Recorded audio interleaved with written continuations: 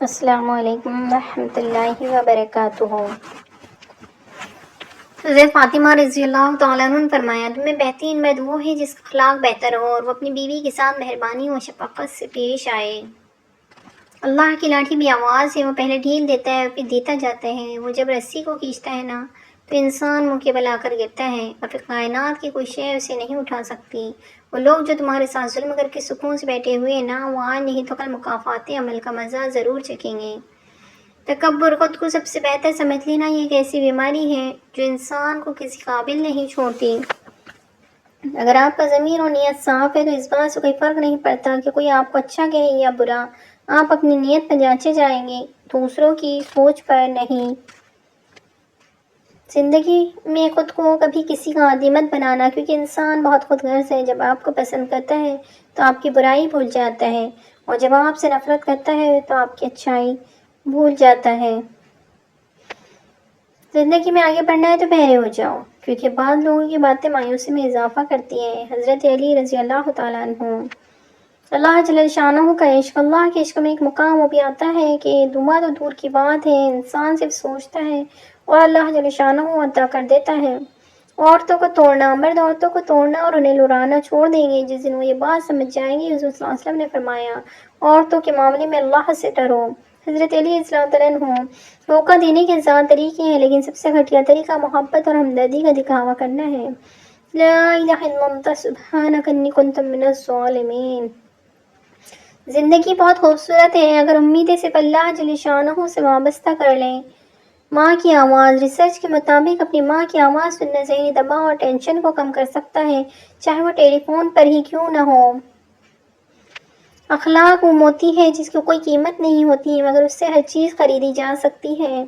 جب لوگ غصے میں ہوں تو ان کی بات کو غور سے سنا کرو، کیونکہ اصل حقیقت تب سامنے آتی ہے۔ حضرت علی رضی اللہ عنہ۔ ایک مہینے میں شوگر کا نام و نشان تک ختم۔ اگر کسی کو شوگر ہو تو رات کو مسواک کر کے سوئے اور صبح اٹھ کر بغیر کچھ کھائے پیے سورہ یونس روز ایک بار پڑھ کر پانی پر پھونک مار کر پی لے۔ ایک مہینے میں بعد شوگر کا نام و نشان بھی نہیں رہے گا انشاءاللہ۔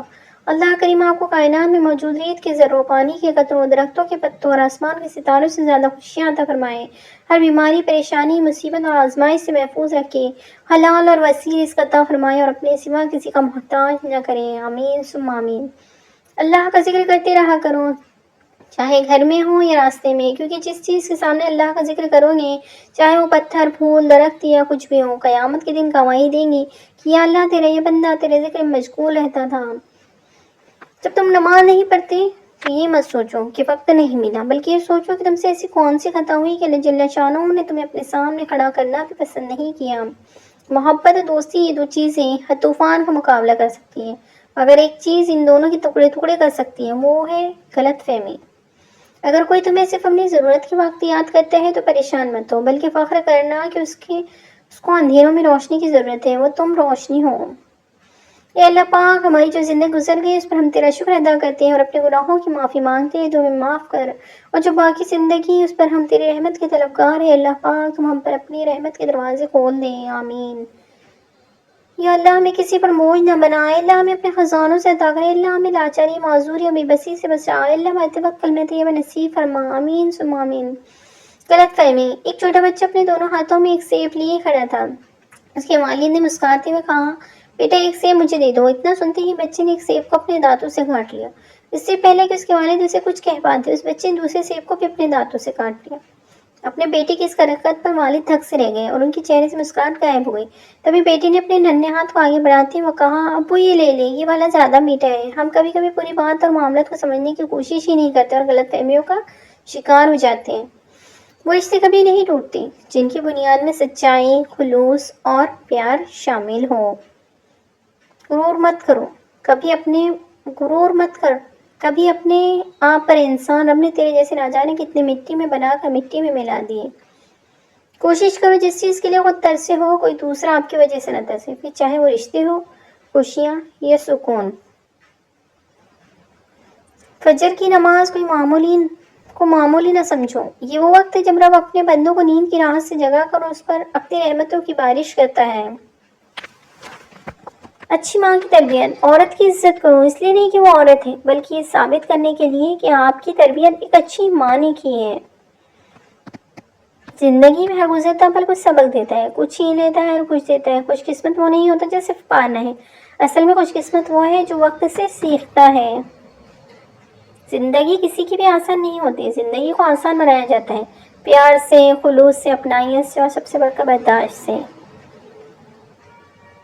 گھٹیا انسان وہ ہے جس کا تم سے دل بھر جائے اور وہ تمہاری خوبیوں کی نفی کرے، تمہارا راز فاش کرے، تمہارے اچھے برتاؤ کا انسان کر بیٹھے، اور جو بات تم میں نہیں ہو تمہارے بارے میں کہ ایسے شخص سے تعلق ختم ہونا ہی غنیمت ہے۔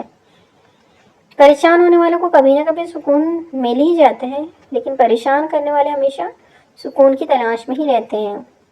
جب برداشت ختم ہو جاتی ہے نا، پھر تکلیف غصہ بن کے باہر آ جاتی، اور پھر لوگ پتہ ہے کیا کہتے ہیں؟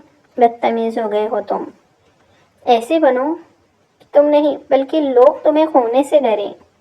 رشتے وہی خوبصورت ہیں جن میں احساس کا جذبہ ہو، ہمدردی تو ہر کوئی کر لیتا، مگر احساس کوئی کرتا ہے، اور یہ احساس لفظوں سے ظاہر نہیں ہوتا، بلکہ انسانوں کے رویے اور برتاؤ سے پتہ چلتا ہے کہ وہ آپ کے ساتھ کتنا مخلص ہے۔ کسی رشتے کو کتنی بھی محبت سے باندھا جائے، لیکن عزت اور لحاظ چلا جائے نا، تو محبت بھی چلی جاتی ہے۔ دنیا میں سب سے زیادہ نفرتوں کا سامنا سچ بولنے والوں کو کرنا پڑتا ہے۔